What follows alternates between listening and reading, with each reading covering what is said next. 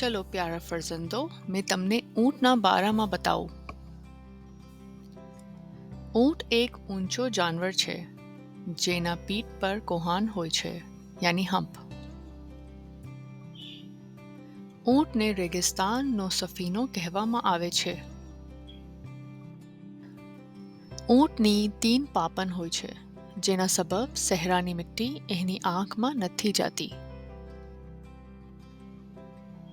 ઊંટનું જારું ફર એને રેગિસ્તાનની સખત ગરમી અને રાતની ઠંડકથી હિફાજતમાં રાખે છે.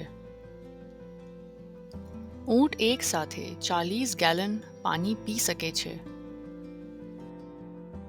ઊંટને અરબી જબાનમાં જમલ કહેવાય છે. ઊંટના મુઅન્નસ યાની ફિમેલ કેમલને ઊંટરી કહેવાય.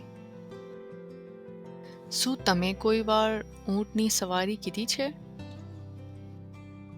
ફી અમાનિલ્લાહ ફરજંદો, પછી મળશું.